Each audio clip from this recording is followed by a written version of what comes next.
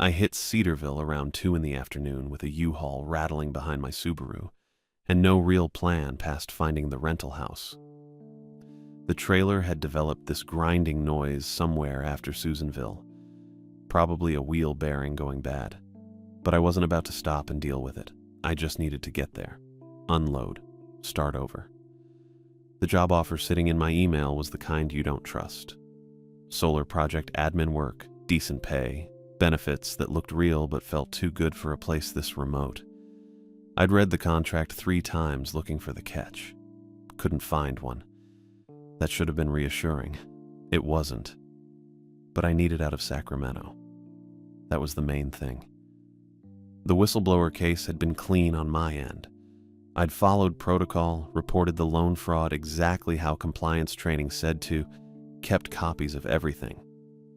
Didn't matter.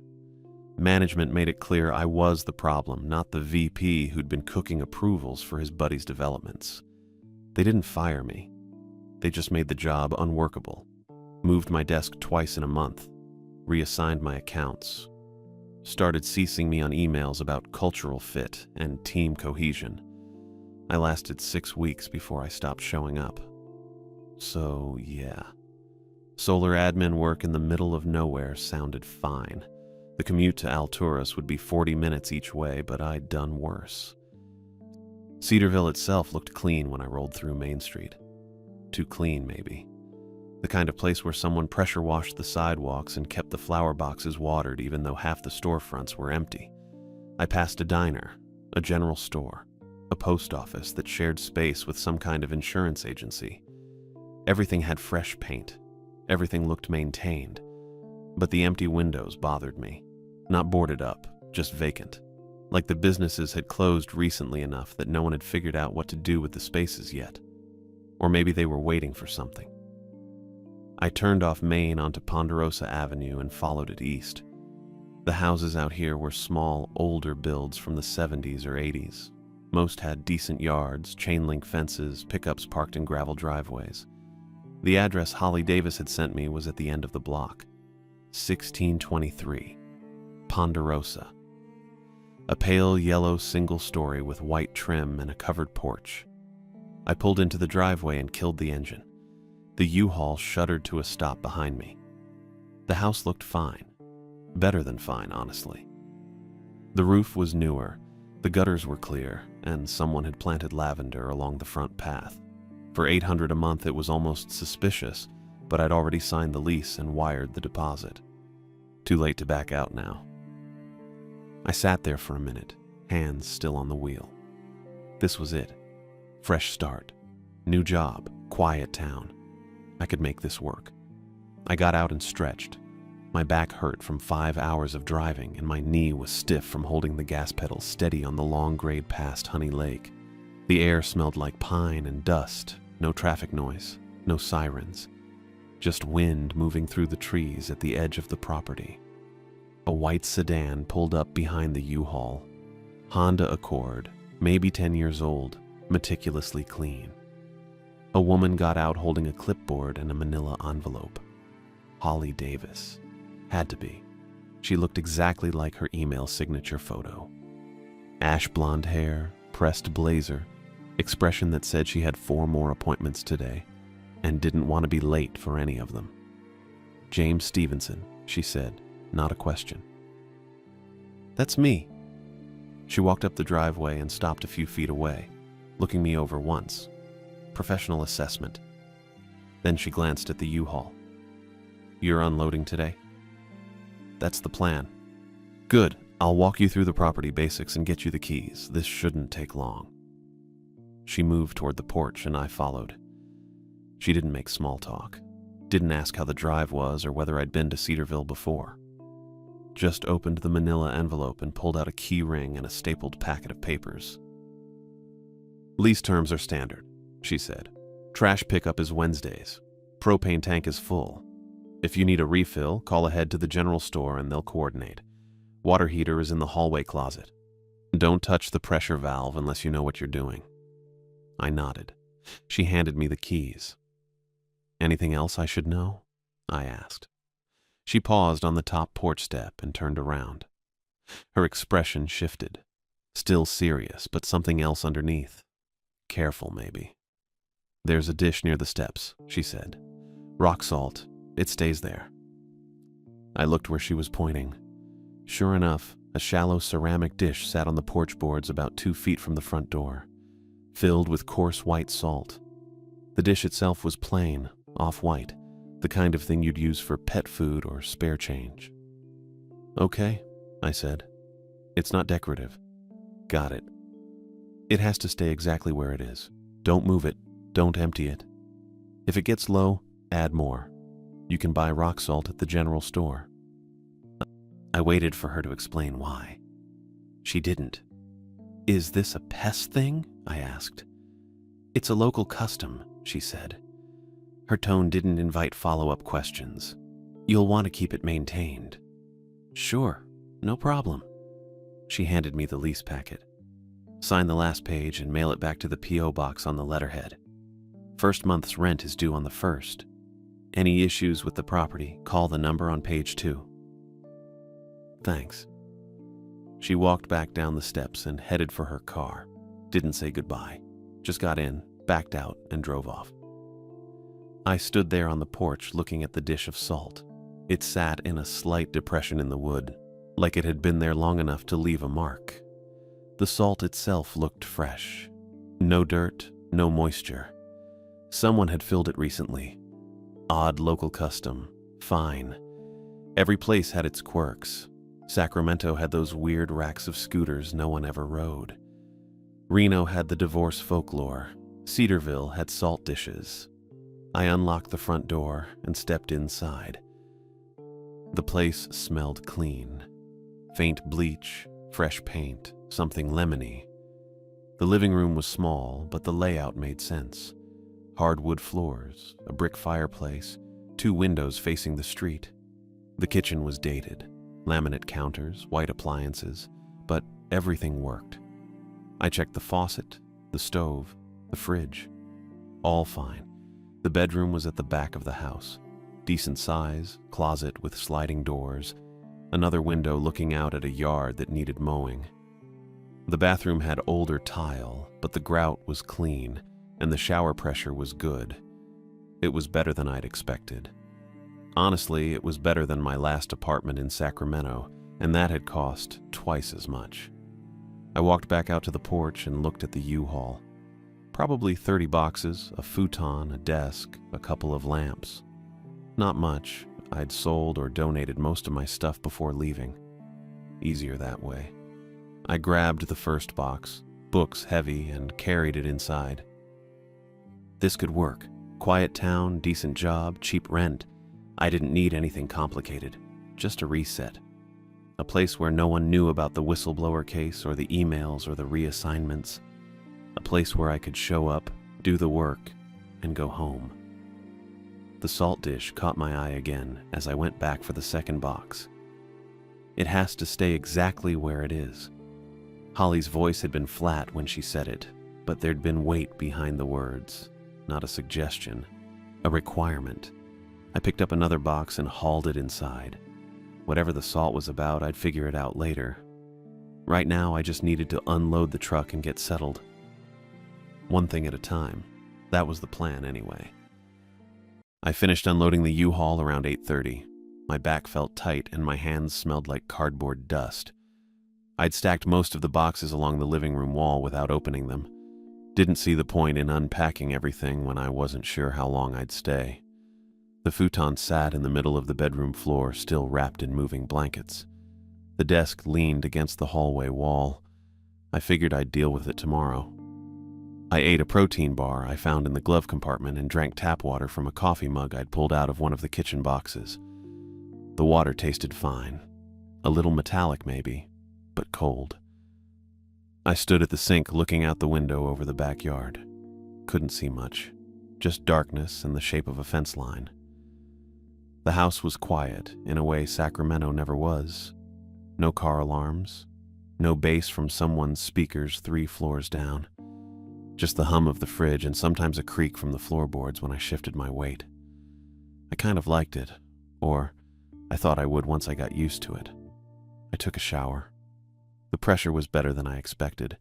I stood under the hot water until my shoulders loosened up a little, then got out and brushed my teeth. I didn't have towels unpacked, so I used a t-shirt from one of the boxes. That was fine. I set up the futon enough to sleep on it. Pulled the blankets out, found a pillow. The bedroom window faced the backyard, and I left the blinds open because there was nothing out there to see in from. I plugged my phone in on the floor next to the futon and checked the time. 9:43. Early for me, but I was tired in that deep way where your legs feel heavy. I turned off the light and lay down. Stared at the ceiling for a while. My brain was doing that thing where it wouldn't shut off, even though my body was done. I kept thinking about the salt dish on the porch. The way Holly's voice had flattened out when she mentioned it, the depression in the wood underneath it. Probably nothing. People had weird habits in small towns. I'd read somewhere that some places still put horseshoes over doors or planted certain flowers to keep deer away. This was the same kind of thing. Local superstition dressed up as custom. I closed my eyes. I didn't check the porch before bed. Didn't think about it. I woke up because I needed to piss. The room was dark, and it took me a second to remember where I was. Not my apartment. Not the hotel in Susanville where I'd stayed the night before.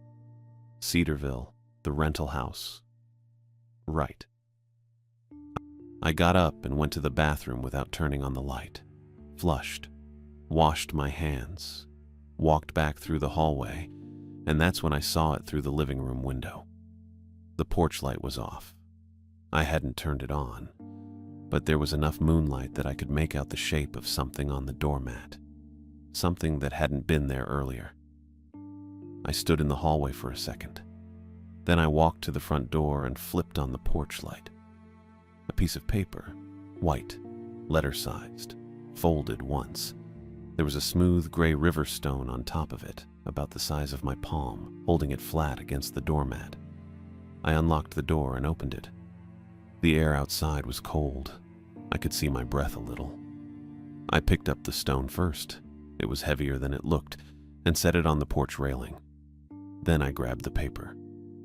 It was regular printer paper. I unfolded it. Typed text, clean margins, no heading, no signature. I stepped back inside and locked the door behind me. Turned on the living room light. Stood there in my boxers and t-shirt holding the paper. It was a list, bullet points, maybe a dozen of them. The first one said something about keeping the salt dish full. The second one mentioned not answering the door after midnight on Wednesdays. I skimmed the rest without really reading. Something about the general store, something about marked houses. At the top of the page, above the list, there was a single line in bold. You have until Friday. Learn these. At the bottom, after the last bullet point, the town won't help if you make things worse. I read that part twice. Then I folded the paper back up and set it on the kitchen counter. Okay, so this was some kind of neighborhood hazing thing. New guy moves in, locals try to freak him out with cryptic rules and vague warnings. I'd heard about stuff like this. Small towns got bored. They messed with outsiders for entertainment.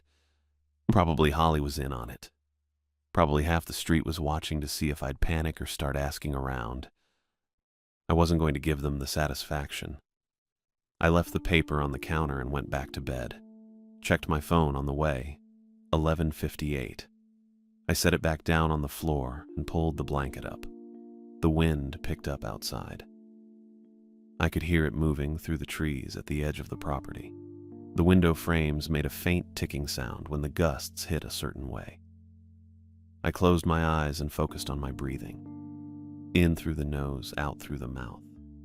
Slow and steady. I almost fell back asleep. My phone buzzed. I opened my eyes. The room was still dark. The buzzing stopped, then started again. Short burst, stop. Another buzz. I reached down and grabbed the phone off the floor. The screen was bright enough that I had to squint. 12:41 a.m., but that wasn't the weird part. The top of the screen said, "No service" in small gray letters where the carrier name usually was. And underneath that, there was an incoming call notification. The caller ID said my own number. Not unknown or blocked, my actual number.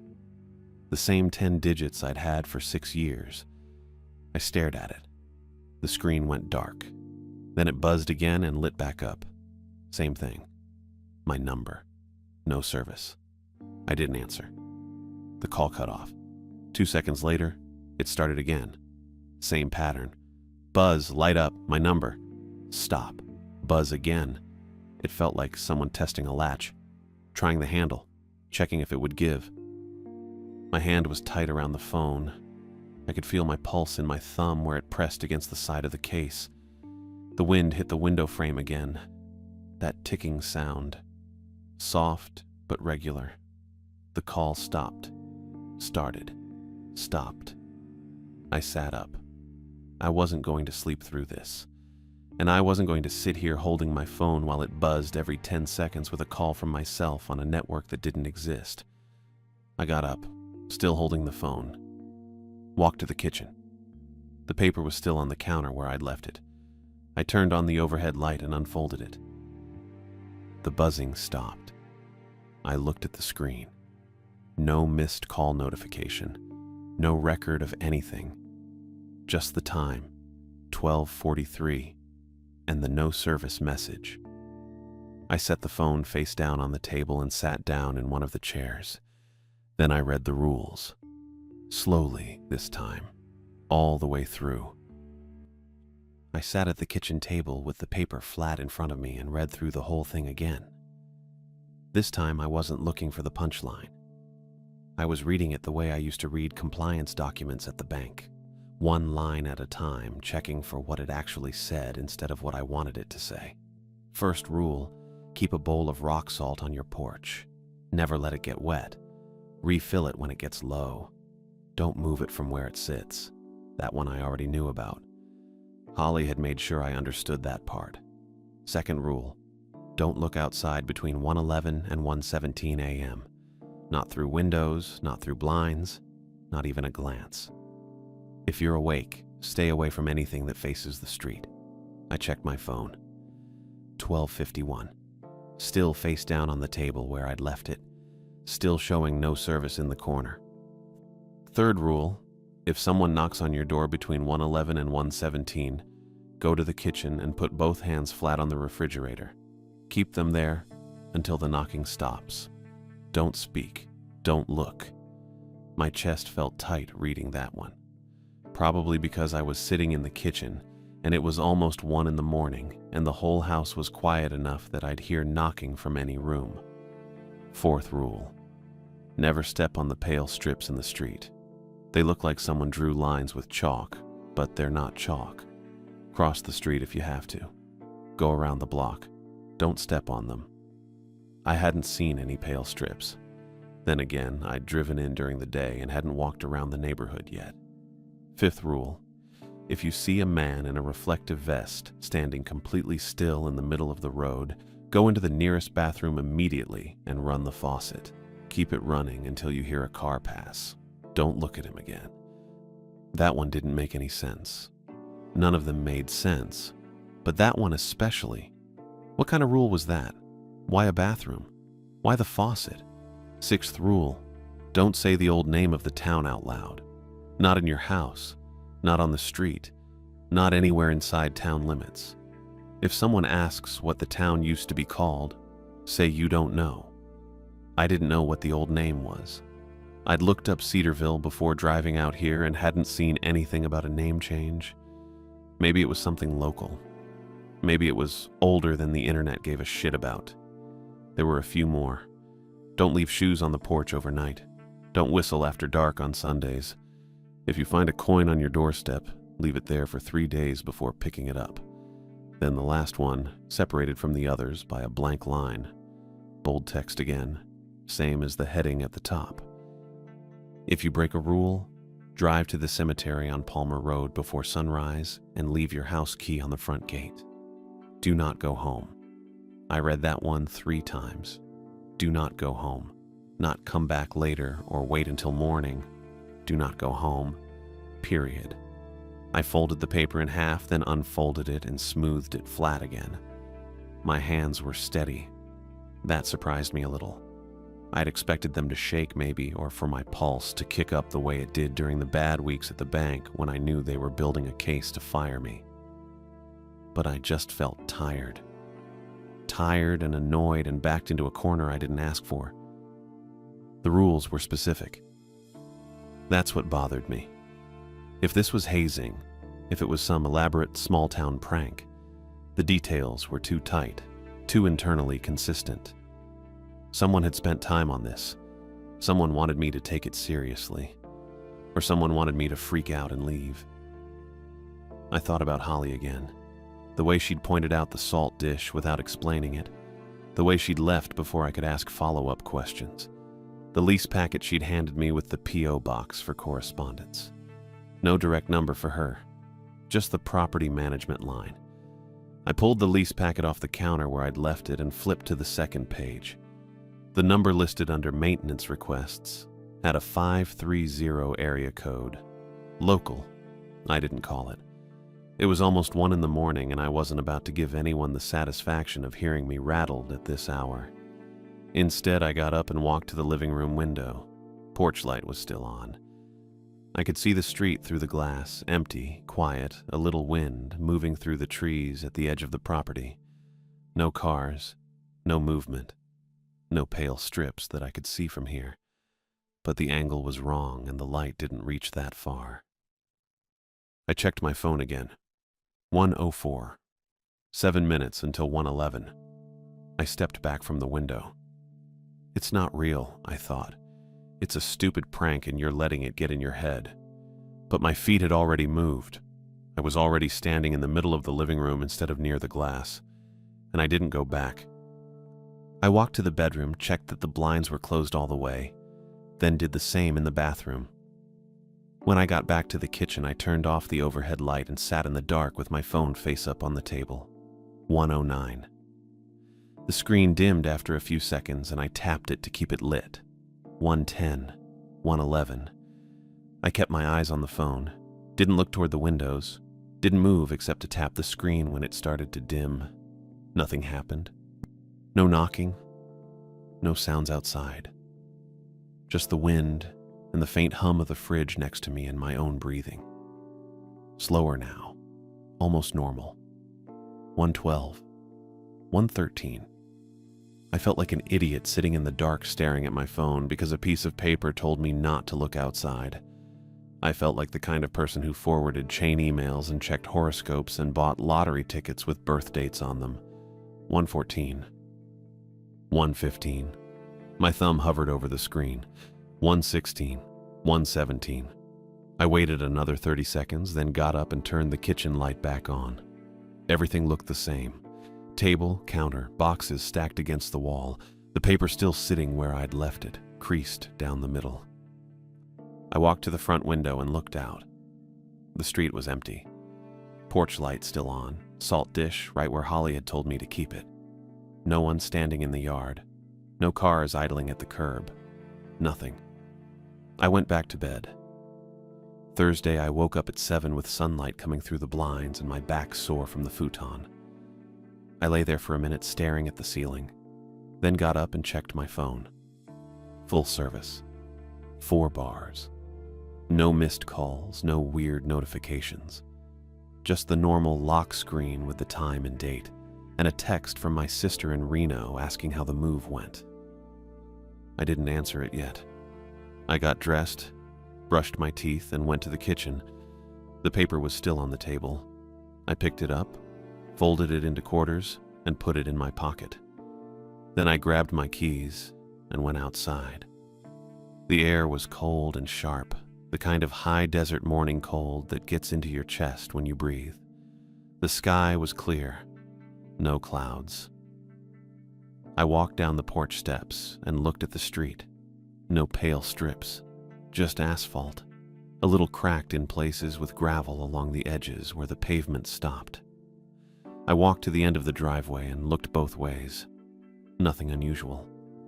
A couple of houses down the block, a car in someone's driveway, a trash bin sitting by the curb.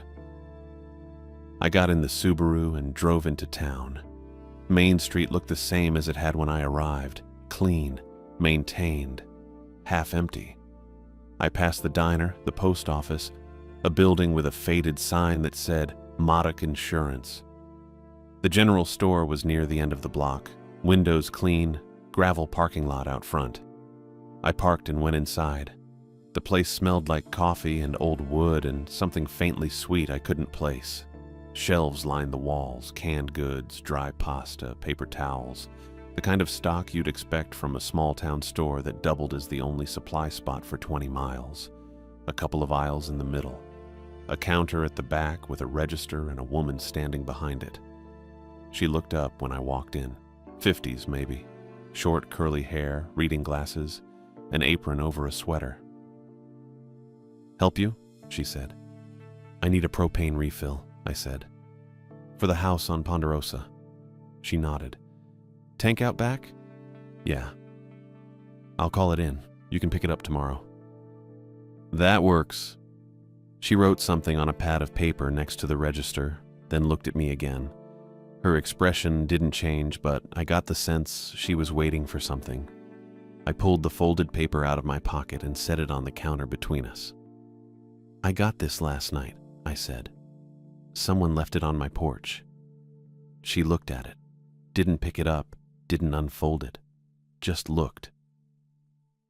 "You read it?" she asked. "Yeah." "You believe it?" I didn't answer right away. She kept her eyes on me, not the paper. "I don't know," I said. She nodded slowly. "That's smart. Is it real?" "Real enough." "Well, what does that mean?" She glanced toward the front window, then back at me. "Means people don't joke about it. Means if you follow what's on that page, you'll be fine."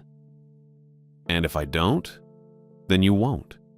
Her voice was flat, matter of fact, the same tone Holly had used when she told me not to move the salt dish. I picked the paper up off the counter and put it back in my pocket. She didn't stop me, didn't reach for it or ask to see it again. "Propane will be ready tomorrow," she said. $42. Pay when you pick it up." "Okay." I turned to leave, then stopped. "Do you have rock salt?" "Aisle 2, she said. "By the cleaning supplies." I found it. 5-pound bag, plain white label. I brought it to the counter and she rang it up without comment. $6 even. I paid cash. She handed me the receipt and met my eyes for just a second. "Keep it dry," she said. I nodded, then I left. Lauren nodded toward the back of the store. "Dalton's at the hardware counter," she said. "He can help with what you need." I followed her gaze past the aisles of canned goods and cleaning supplies to a raised counter near the rear wall. A guy stood behind it, maybe early 50s, broad shoulders under a faded work shirt with a name patch I couldn't read from where I was standing. He had his arms crossed, looking at something on the counter in front of him. "Thanks," I said. Lauren didn't answer. She'd already turned back to her register, already done with me.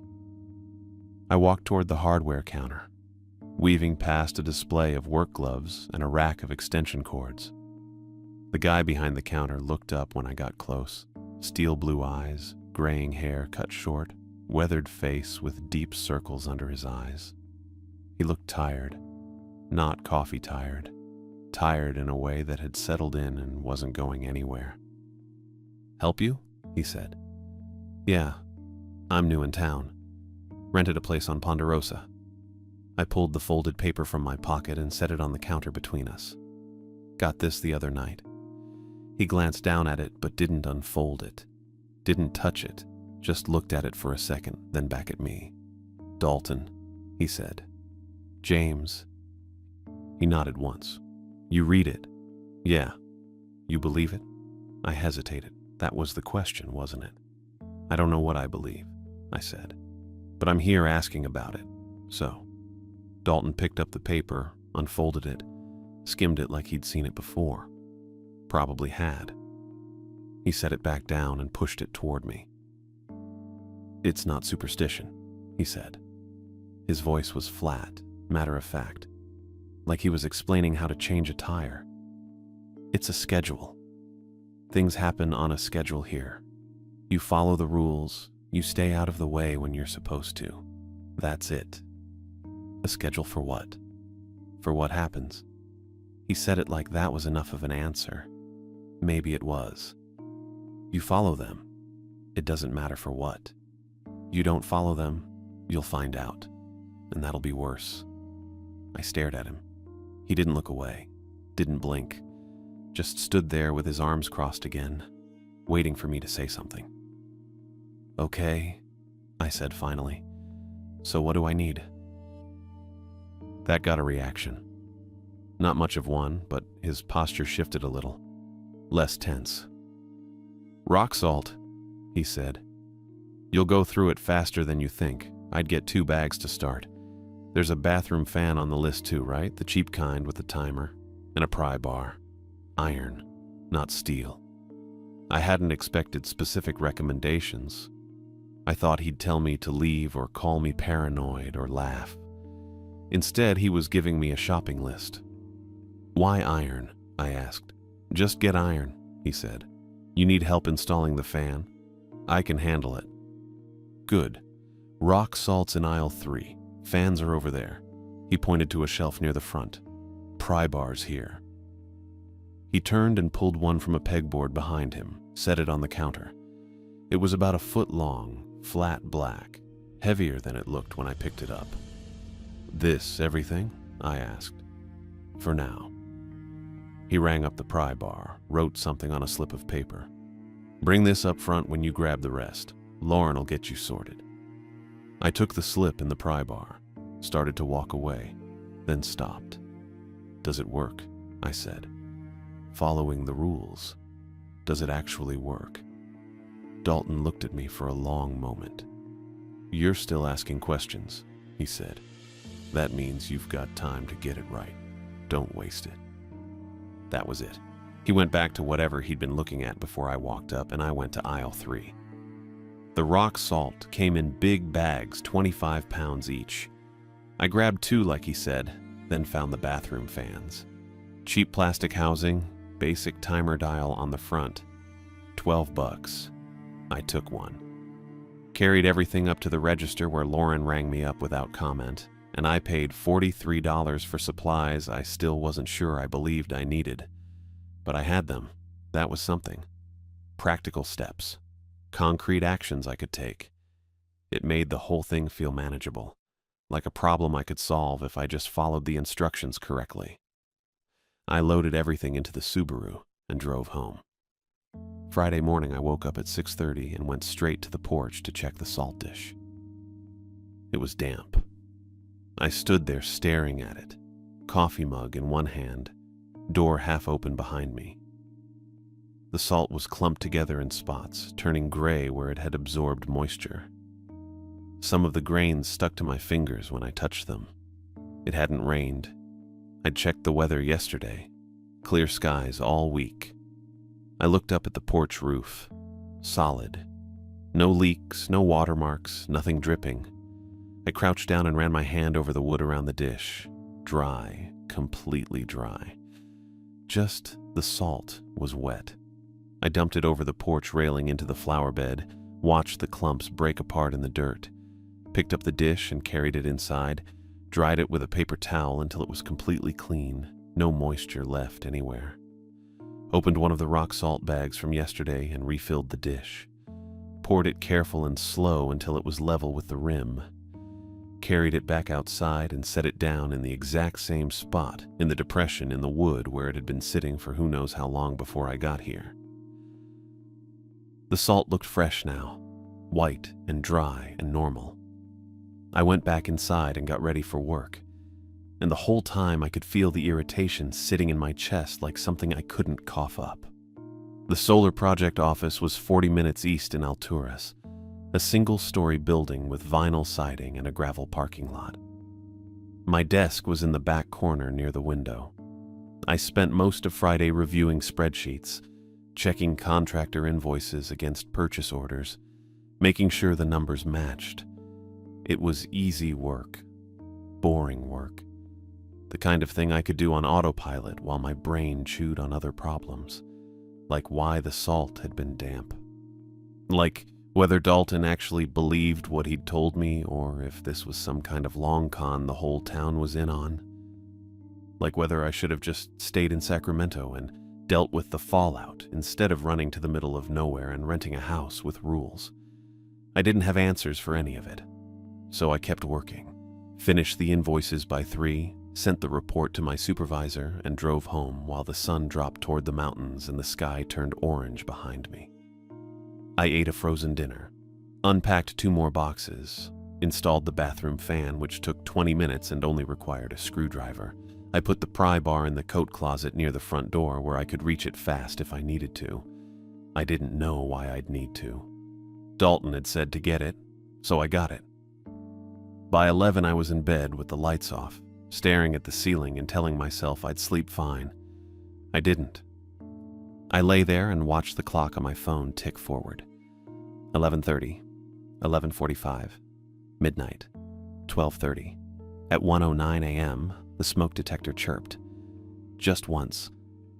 A single clipped alarm tone, sharp and metallic, like someone had pressed the test button and let go immediately. I froze. My whole body went stiff under the blankets, hands clenched into fists, breath stopped halfway through my lungs. I stared up at the dark ceiling where the smoke detector was mounted near the hallway, and my brain caught up a second later with exactly what time it was. 1:09, 2 minutes until 1:11. I started toward the hallway, got halfway there and stopped. My hand was already reaching for the light switch. My body wanted to check the smoke detector, see if the battery was loose or if something actually triggered it. That's what you do when a smoke alarm chirps. You check it. But the rules said don't look outside between 1:11 and 1:17. The detector was in the hallway, near the ceiling, right next to the window that faced the street. I pulled my hand back and stepped into the bedroom instead, keeping my eyes on the floor. Didn't look at the window even though the blinds were closed. My phone showed 1:10 now. 1 minute. The house went quiet. Not normal quiet. Not the kind where you hear the fridge humming or the floor settling or wind outside. This was different, heavier. The air felt like it was holding still on purpose. I sat on the edge of the futon and stared at my phone. 1:11. Nothing happened. I kept my eyes on the screen, watching the seconds tick forward in the corner. My chest was tight and I realized I'd been holding my breath, so I let it out slow and tried to breathe normal. In through the nose, out through the mouth. The porch light was visible through the gap under the bedroom door, just a faint yellow line where the light bled into the hallway. I watched it without meaning to. It dimmed, just for a second, like someone had put their hand over a bulb. Then it came back. I didn't move. It dimmed again, slower this time. The yellow line under the door faded to almost nothing, then brightened back up over the course of maybe 3 seconds. My phone said 1:12. I thought about the bulb. It was LED. Holly had mentioned that when she handed over the keys, said the porch light was on a timer and used an LED bulb so I wouldn't need to replace it anytime soon. LEDs don't flicker. They either work or they don't.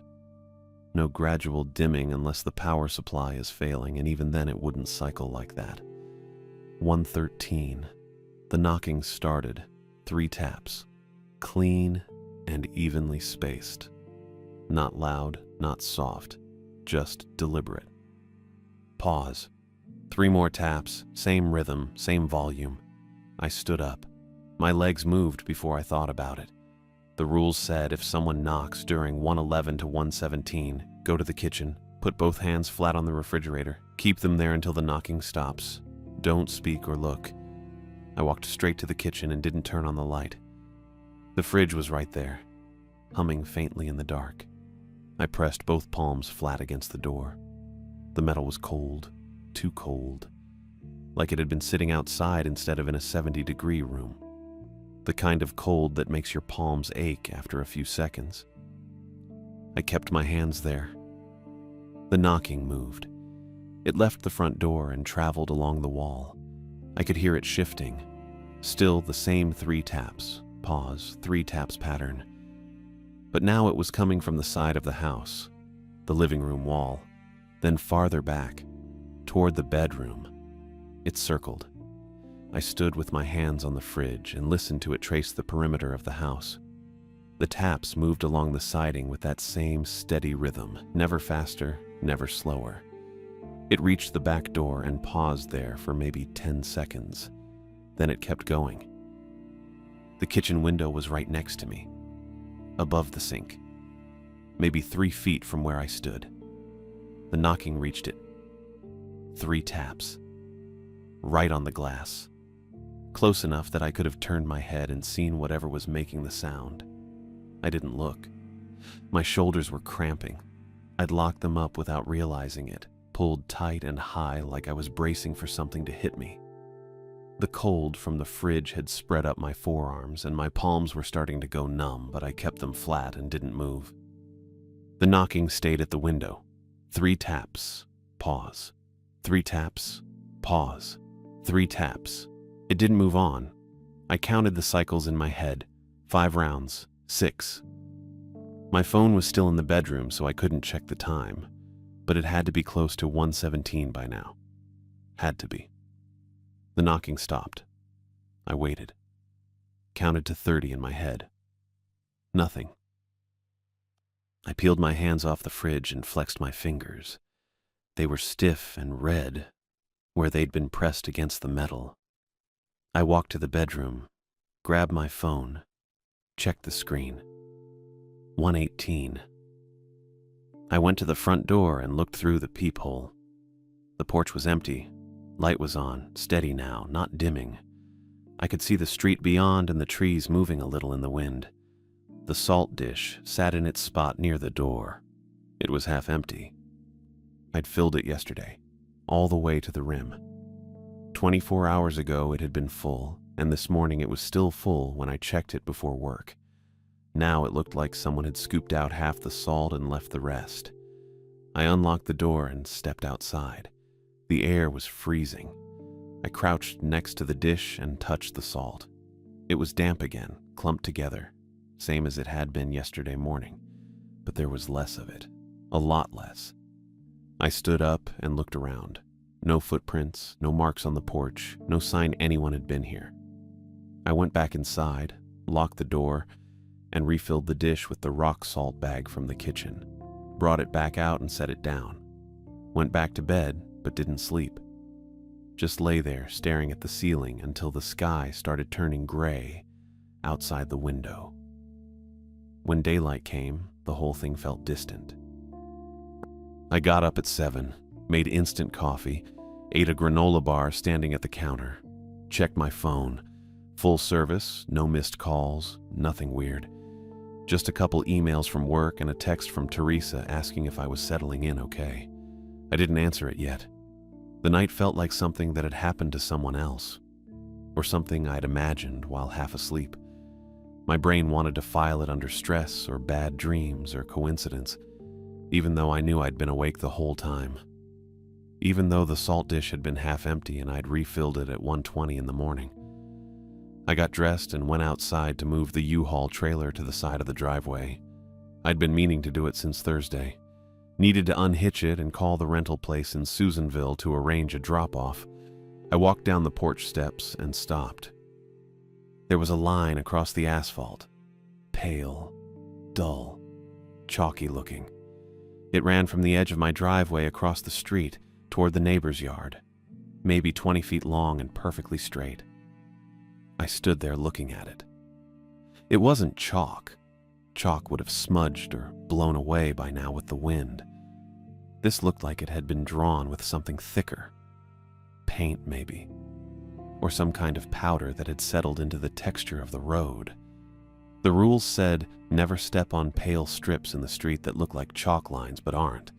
Cross the street or go around the block to avoid them. I stepped over it, carefully. Lifted my foot higher than I needed to and planted it on the other side, then brought my other foot over. That was it. That was all I did. But it felt like a victory, A small one. Stupid, maybe. But I'd seen the thing the rules warned about, and I'd followed the instruction, and nothing bad happened. I hitched the trailer and backed the Subaru down the driveway, then pulled forward and parked on the street a few houses down where the line didn't reach.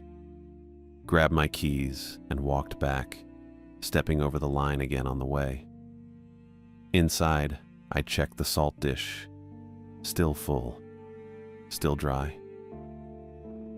I sat at the kitchen table and pulled out my phone. Teresa's text was still sitting there. "Hey, how's the new place?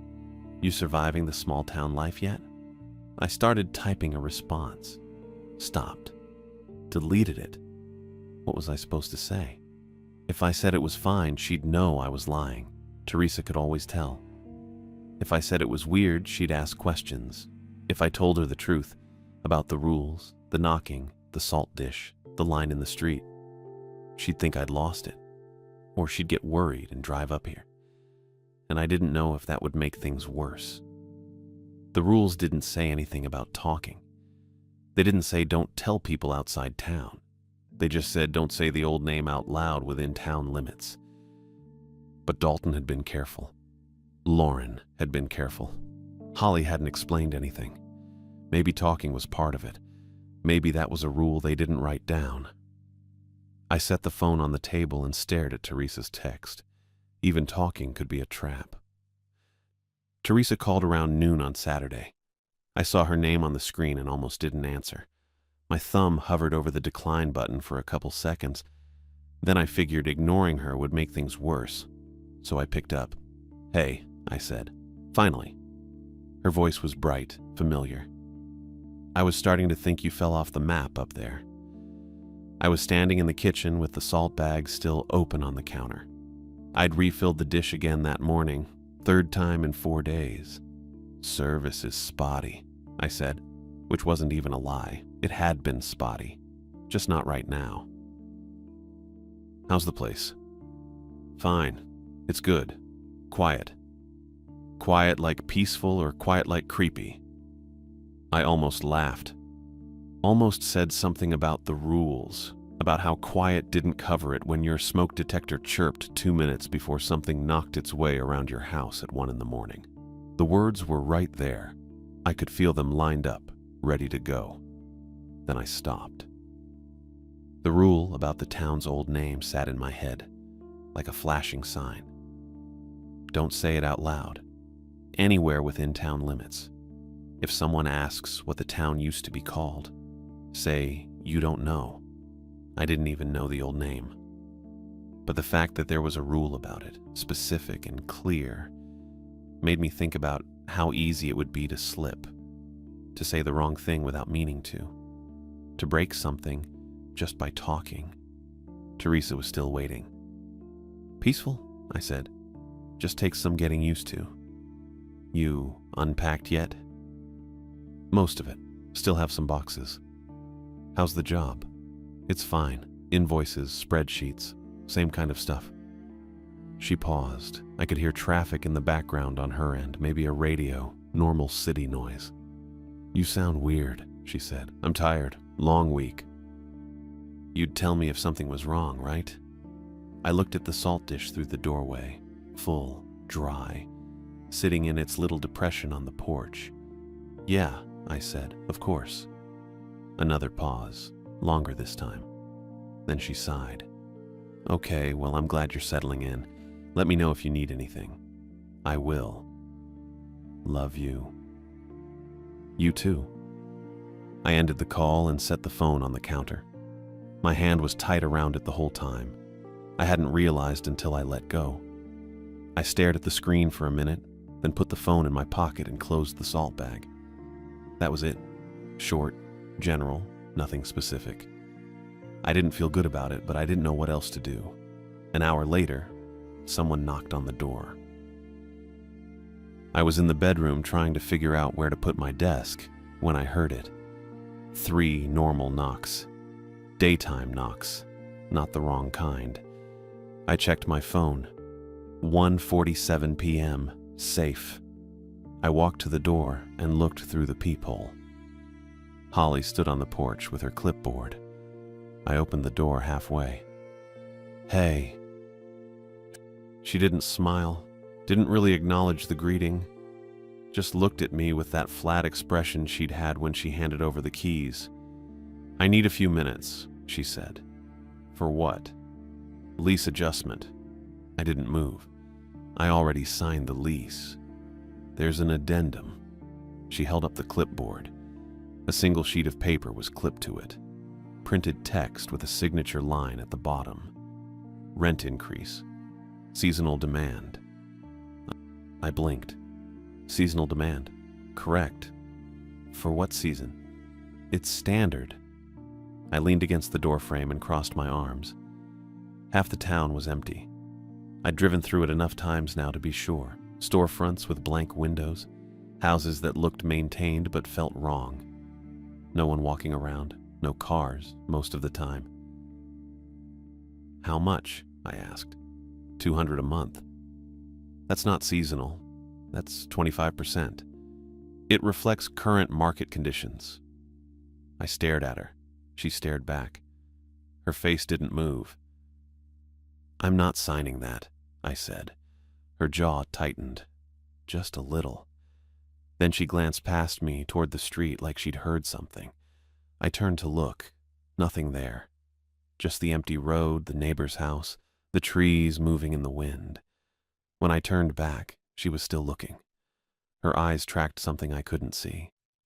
She stood completely still, head tilted slightly like she was listening. "Holly." She blinked and focused on me again. "You'll want to reconsider." "I don't think I will." Another glance toward the street. Faster this time. Then back to me. "The addendum is voluntary," she said. Her voice was tight, clipped, but I'd recommend signing. "Why?" She didn't answer, just kept looking at me, then past me, then back. Her hand on the clipboard was white at the knuckles. "Are you okay?" I asked. "Fine." She took a step back. "I'll leave this with you. You can drop it at the P.O. box when you're ready." She set the clipboard on the porch railing, turned, and walked to her car without saying anything else. I watched her get in, back out, and drive away. She didn't look at me again. I picked up the clipboard and brought it inside. The addendum was 2 paragraphs of dense legal text about fluctuating overhead costs and regional adjustments. None of it made sense for a town this size. None of it lined up with the lease I'd already signed. I folded it in half and left it on the kitchen counter next to the rules. I needed groceries, so I drove back to the general store around 3. Lauren was at the register when I walked in. Same apron, same reading glasses. I grabbed a basket and nodded at her. "Afternoon?" She looked up. Her face was blank, polite, like she was looking at a stranger. "Afternoon," she said. Flat. Neutral. I stopped. "Everything okay?" "Fine. Let me know if you need help finding anything." She looked back down at whatever she was reading behind the counter. I stood there for a couple seconds waiting for her to say something else. She didn't. I walked toward the back, past the canned goods and the cleaning supplies, to the hardware counter. Dalton was there. Same spot as before. Same faded work shirt. "Hey," I said. He glanced up, then immediately looked back down at the invoice he was marking. Didn't say anything. "Dalton?" "Busy right now." His voice was flat, clipped. Not rude exactly, just closed off. I set the basket on the floor. "What's going on?" "Nothing's going on. You need something from the hardware section?" "I need to know why everyone's acting like I don't exist." He kept his eyes on the invoice. His pen didn't move. "Don't know what you mean." Lauren just looked at me like she's never seen me before. "You won't make eye contact." "What changed?" He set the pen down, slowly. Then he looked at me. His face was tired, worn. The circles under his eyes looked darker than they had a couple days ago. "You're still here," he said. "That's all that matters." That's not an answer. It's the one you get. He picked the pen back up. Anything else? I stared at him. He didn't look up again. I grabbed the basket and walked back to the front, got bread, eggs, a couple cans of soup, brought it all to Lauren's register. She rang me up without a word. I paid. She handed me the receipt. Thanks, I said. She nodded, didn't say anything. I left. I didn't want to go home yet. My head felt tight, buzzing like I'd had too much coffee. I got in the Subaru and just started driving. I figured I'd head toward the National Forest, get out of town for a bit, clear my head. I pulled up the GPS on my phone and picked a trailhead about 20 minutes northeast. The route loaded. I followed it. 2 miles out, the GPS recalculated, rerouting. I frowned and kept going, figuring it was a missed turn. A minute later, it recalculated again, then again. I pulled over and checked the map. The trailhead was right there. The road was marked. I should have been heading straight toward it, but every time I followed the directions, the app rerouted me back toward town. I tried a different trailhead. Same thing. Rerouting. I set the phone down and just drove. No GPS. Just followed the road signs. 10 minutes later, I was on Main Street again. I hadn't turned around, hadn't chosen to come back. I'd been heading east, away from town, following a road that should have taken me into the forest. But here I was. I pulled into a parking spot and sat there with the engine running. My phone showed full bars, 5 out of 5. I tried calling Teresa. The call dropped immediately. I tried again. Same thing. Didn't even ring. Just cut off. I checked the signal. Still full bars. I sat there for another minute, staring at the empty street, the empty storefronts, the flower boxes that someone kept watering, even though half the town looked abandoned. Then I drove home. There was another note on the doormat. I saw it as soon as I pulled into the driveway. White paper, same as before. No envelope, no stamp. Just sitting there, held down by a different stone this time. Smaller, rounder. I got out of the car and walked up to the porch. The salt dish was still full. I checked it first. Dry, white, level with the rim. Then I picked up the stone and grabbed the paper. This one was handwritten. Black ink, neat block letters, same printer paper stock. It said, "You stepped over the chalk line. You are marked now. The cemetery gate must be touched with iron before sunrise. Palmer Road. Front gate. Touch it with the bar. Do not enter. If you don't, the mark stays." I read it twice. My hands weren't shaking. I thought they should be, but they weren't. I folded the paper in half and looked at the street. The pale line was still there. Fainter now, maybe, but still visible. I'd stepped over it yesterday morning when I moved the trailer. Careful, exaggerated steps, both feet clear. I'd followed the rule. But apparently that wasn't enough. I went inside, set the groceries on the counter, and unfolded the note again. The cemetery gate, Palmer Road. Touch it with iron before sunrise. I thought about the pry bar Dalton had sold me. The one he'd specifically said should be iron, not steel. The one I'd put in the coat closet without knowing why I'd need it. Now I knew. I looked at the clock on the microwave. 4:32 p.m. Sunrise was probably around 6:30, maybe 7. That gave me tonight. One night to figure out where Palmer Road was, find the cemetery, and touch a gate with a piece of iron. Or the mark stayed. Whatever that meant. I sat down at the kitchen table and smoothed the note flat in front of me. The rules were tightening. Each one led to another. Each mistake, if stepping over the line even counted as a mistake when I'd done it right, pulled me deeper. I stared at the handwritten letters until they stopped looking like words. Then I got up, grabbed my keys, and pulled the iron bar from the closet. It was heavier than I remembered. I brought the iron pry bar inside and set it on the kitchen counter next to the rock salt bag. 4:32 in the afternoon.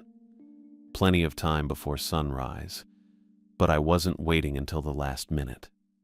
I went through the house and shut every blind, pulled every curtain closed, checked the windows were latched. The pale line was still out there in the street. I'd stepped over it. That was the problem. The note said I was marked now. I sat on the futon and stared at the bar sitting on the counter across the room. Dalton had known. He'd pulled it from the pegboard without me asking for it specifically, just told me to get iron, not steel. I wondered how many other people had bought that same bar for the same reason, how many had made it to the cemetery gate in time. The sun dropped behind the mountains. I made instant ramen and ate it standing at the counter because sitting down felt wrong, like I'd get too comfortable and forget what I was supposed to do. I checked my phone every few minutes. 5:15, 5:43, 6:08. The sky outside went orange, then purple, then dark. I kept thinking about the chalk line. The rules said don't step on it, cross the street, or go around the block. I'd crossed the street. I'd stepped over it, not on it. But apparently that wasn't enough. Apparently proximity mattered. Or maybe the rule was absolute. Don't interact with it at all, don't acknowledge it, pretend it doesn't exist. I treated it like an obstacle. That was the mistake. At 11:40, I was still sitting on the futon, fully dressed with my boots on, staring at the pry bar. My phone sat next to me on the blanket. The house was quiet. No wind tonight. Just the fridge hum and occasional creak from the floorboards settling. I got up and grabbed the rock salt bag from the kitchen. The rules said keep the dish full. They said don't let it get wet. They didn't say anything about putting it anywhere else, but Dalton had been careful. Lauren had been careful. Maybe they couldn't tell me things directly. Maybe the rules only allowed so much help. I opened the front door and checked the dish. Still full, still dry. I'd refilled it that morning after getting back from the failed drive. I brought the entire bag inside, twisted the top closed, and set it on the floor. Then I opened it again. The salt poured in a thick white line across the threshold inside the door, from one side of the door frame to the other. I made it maybe 2 inches wide. Continuous. No gaps.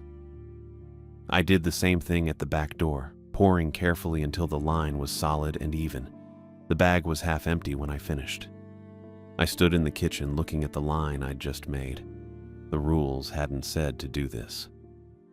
But the rules also said follow them and stay out of the way when required. And I was marked now, which meant I'd already screwed up. The extra salt felt like insurance, like adding a deadbolt when the lock wasn't enough. I washed my hands, dried them on my jeans, and sat back down on the futon. My phone showed 11:58. At midnight, I turned off all the lights. The house went dark except for the faint glow from my phone screen. I set it face down on the blanket and waited. 1:05, 1:08, 1:10. At 1:11, I was sitting completely still with my hands flat on my knees, staring at the far wall where I knew the window was, even though the blinds were closed. My breathing was quiet, shallow. I wasn't looking at anything, except I was. The blinds didn't close all the way. There was a gap, maybe half an inch where the slats didn't quite meet the windowsill on the left side. I hadn't noticed it before, hadn't thought to check. But now I could see a thin slice of the street through it, just a narrow strip of asphalt lit by the porch light across the road. And standing in the middle of that strip was a figure, a man, wearing a reflective vest, completely still. I stopped breathing. The vest should have been catching light from the street lamp, bouncing it back in sharp, bright angles the way safety gear does. But it wasn't reflecting anything. It was glowing, faint, but wrong. Like the light was coming from inside the fabric instead of bouncing off it.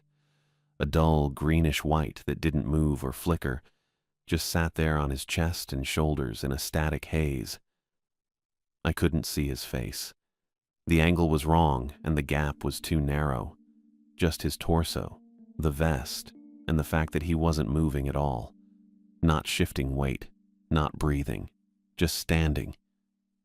The rule said if you see a man in a reflective vest standing completely still in the middle of the road, go into the nearest bathroom immediately and run the faucet.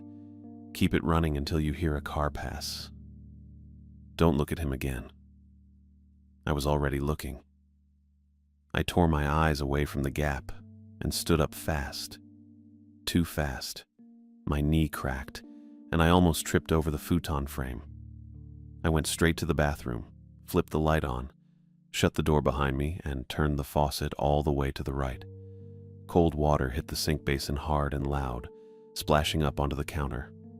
I stepped back and leaned against the door, hands pressed flat against the wood behind me, listening. The water ran. That was it. Just water hitting porcelain, the pipes humming faintly in the wall. Then the knocking started. 3 taps. Pause. 3 taps. But it wasn't coming from outside. It was coming from the other side of the bathroom door, right behind me, right where my shoulders were pressed against the wood. I shoved forward away from the door and spun around. The door was still closed, still latched. But the knocking continued. 3 taps. Pause. 3 taps. Light at first. Polite almost. Then it got faster. The taps turned into scratching. Fingernails on wood. Not frantic. Deliberate. Like someone testing the surface. Figuring out how thick it was. How much pressure it would take to go through. The rule said run the faucet until you hear a car pass. It didn't say anything about knocking. It didn't say what to do if the thing outside got inside. I looked at the window above the toilet. Frosted glass, latched shut. I looked at the vent in the ceiling where I'd installed the cheap fan 2 days ago. I looked at the door where the scratching was getting louder, harder, the rhythm breaking apart into something impatient. The salt. I'd poured lines across both thresholds, front door and back door. I'd sealed the entrances, and I'd trapped whatever followed the schedule inside the house with me. My hand found the pry bar in my pocket. I'd put it there without thinking after the sun went down, shoved it through my belt loop so the weight pulled against my hip. I yanked it out now, gripped it in my right hand, and stared at the door. The scratching stopped. I waited. 5 seconds. 10. Then the doorknob turned. Slow, smooth, all the way to the right until the latch clicked free. I didn't wait for it to open. I grabbed the knob with my left hand, turned it back, and shoved the door outward as hard as I could. The hallway was empty, but the air was wrong. Metallic, wet, like the smell of rain on iron, thick enough I could taste it at the back of my throat. I moved fast. Didn't think about it. Just went. Down the hallway.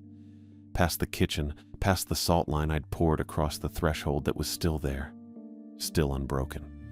I grabbed my keys from the counter, shoved my phone in my pocket, and yanked the front door open. The porch was clear. The street was empty. The figure in the vest was gone. I didn't stop.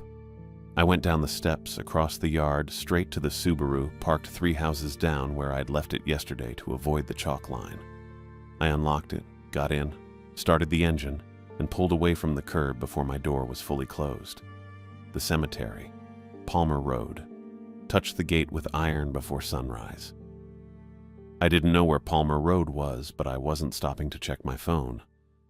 I turned left at the end of Ponderosa and drove toward Main Street, scanning every cross street for a sign. The clock on the dash showed 1:23. Sunrise was maybe 5 hours away. Plenty of time. Except I had to steer around the chalk line. It was still there, cutting across the asphalt 2 blocks ahead, where the street lamp caught it. But now it looked brighter, almost luminous. The dull white glow sat on the pavement in a way that didn't match the light around it, didn't fade at the edges the way normal paint would. I slowed down, turned right, a block early, and took the parallel street instead. Came out on Main and kept going north, past the general store, past the diner, past the empty storefronts with their blank windows. Palmer Road was on the left, just past the post office. Small green sign, easy to miss. I turned onto it and followed it east out of town, past the last few houses, past a field with a barbed wire fence, past a grove of cottonwoods that looked black in the dark. The cemetery gate appeared a quarter-mile later on the right, chain link, maybe 6 feet tall, with a simple arched frame and a gravel drive leading up to it. No lights, no sign. Just the gate and the fence running off into the weeds on either side. I pulled onto the gravel and stopped 10 feet from the gate, left the headlights on, and got out with the pry bar still in my hand. The gate was covered in keys, dozens of them, hooked through the chain link wire, hanging at different heights, swaying faintly even though there was no wind. House keys, car keys, some on rings, some alone, all of them old, tarnished, the metal dull and spotted with rust.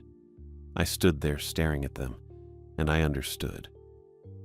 The rule said if you break a rule, drive to the cemetery, leave your house key on the front gate, and do not go home. Not temporarily. Period.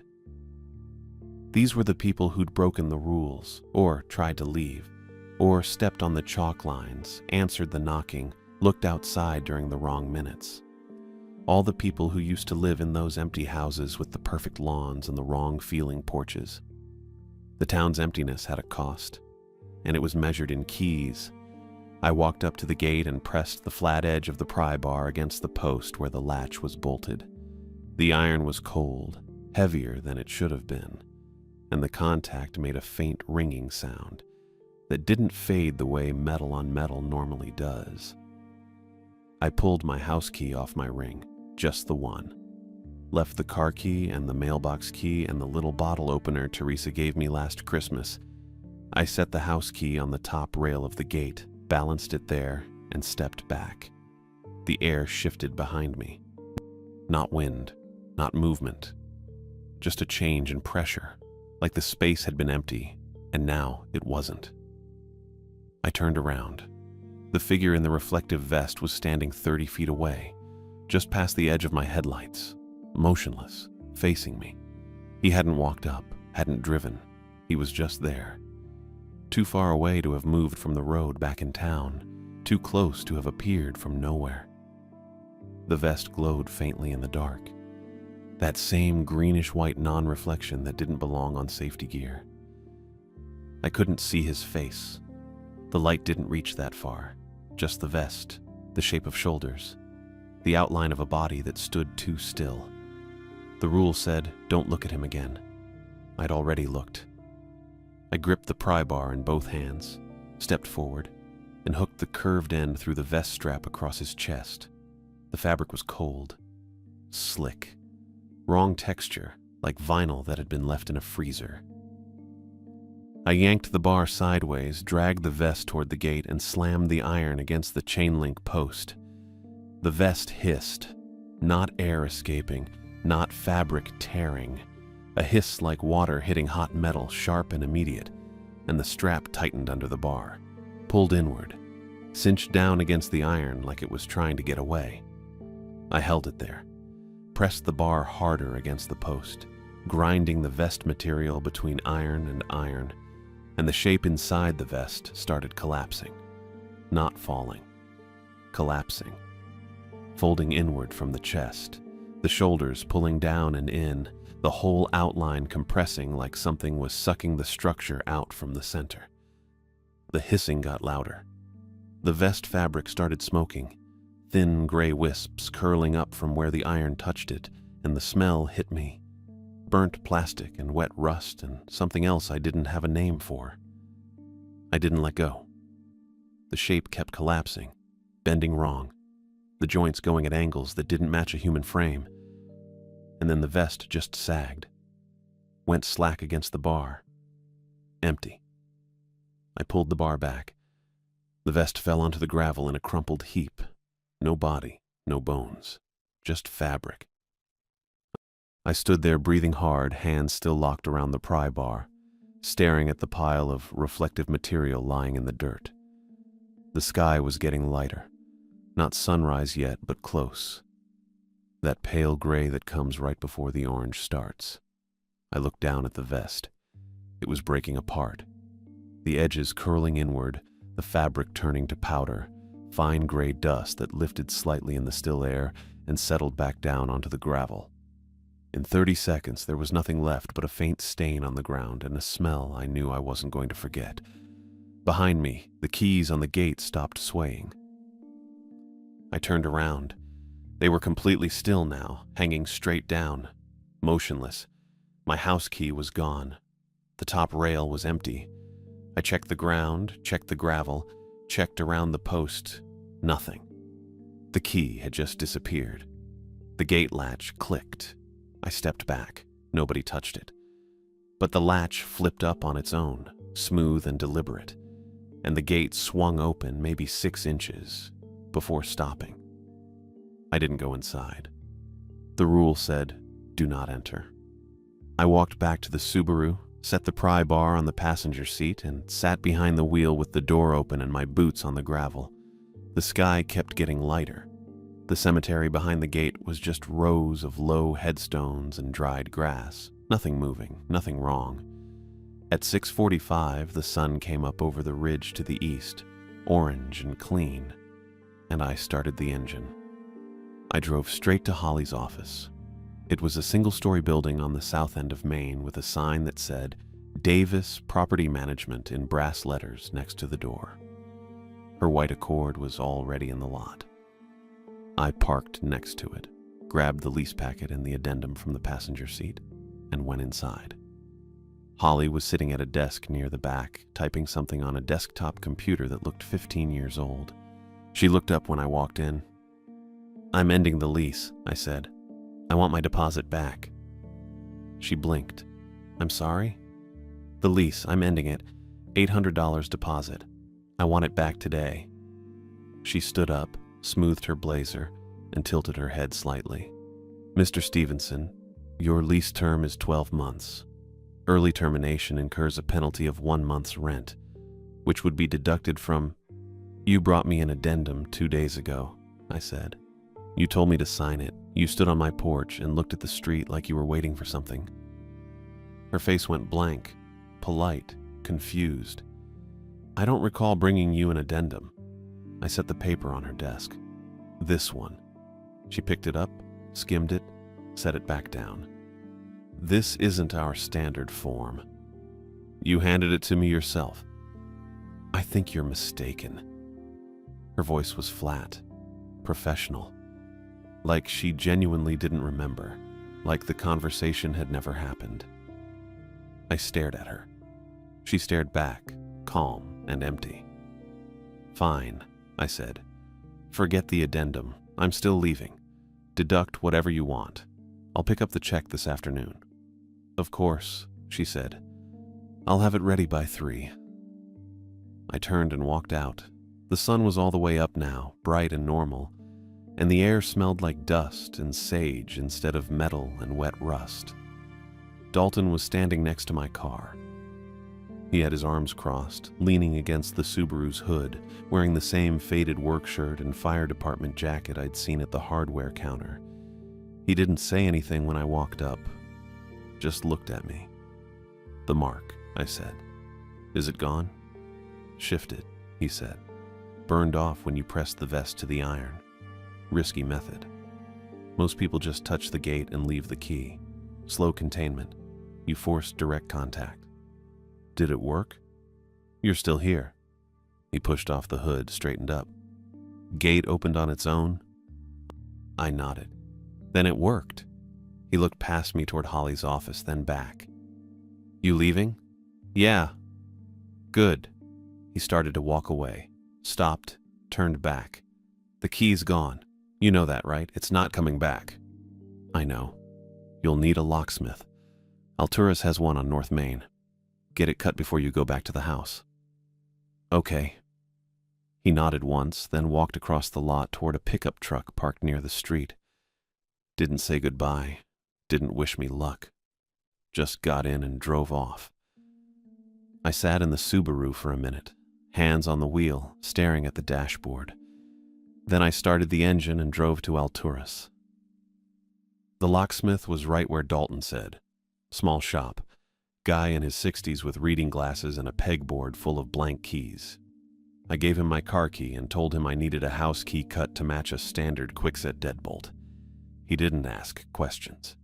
Made the copy in 3 minutes, charged me $8, and I was back on the road by 11. I packed everything I could fit in the Subaru. The futon stayed. The desk stayed. Most of the boxes stayed. I took my clothes, my laptop, the important documents, and the pry bar. I left the rock salt on the kitchen counter next to the empty dish. At 12:15, I locked the front door with the new key, set it on the kitchen counter inside, and left through the back. I didn't owe the house a key anymore. The cemetery had taken the original. This one was mine. I got in the Subaru, backed out of the driveway, and drove west on Main Street in full daylight. Past the general store, past the diner, past the empty storefronts and the flower boxes and the pressure-washed sidewalks that looked perfect and wrong. At the town limit, I crossed into the next county and my phone buzzed. I glanced down. Full signal. 4 bars. GPS loading. I pulled over onto the shoulder and opened the map. The trailhead I'd tried to reach 2 days ago was right there, 20 minutes northeast. Route displayed clearly with no errors. I closed the app and kept driving. By 8 that night, I was in a motel off I-5 just south of Reading. Single bed, thin walls, ice machine humming outside the door. I sat on the edge of the mattress and checked my phone. No missed calls, no weird notifications. The number at the top of the screen was mine, the right one, the one I'd had for 6 years. And it hadn't tried to call itself since I left. I opened my banking app and checked the balance. The deposit was gone. Holly had deducted a full month's rent for early termination plus a cleaning fee I was pretty sure she made up. I had enough left to cover maybe 2 weeks in a cheap motel and gas to get wherever I was going next. I didn't have a job anymore. I'd signed a contract for solar project admin work that required me to live within commuting distance of Alturas. I'd left. That was breach of contract. They'd sent an email that afternoon with the subject line termination notice, and I'd deleted it without reading past the first line. I didn't have an explanation I could give anyone. Not Teresa, not a future employer, not anyone who asked why I left a decent-paying job after 1 week. I couldn't say the town had rules. I couldn't say I got marked for stepping over a chalk line. I couldn't say I dragged something in a reflective vest against an iron gate and watched it collapse into dust. Not without sounding like I'd lost it. Not without risking the wrong words.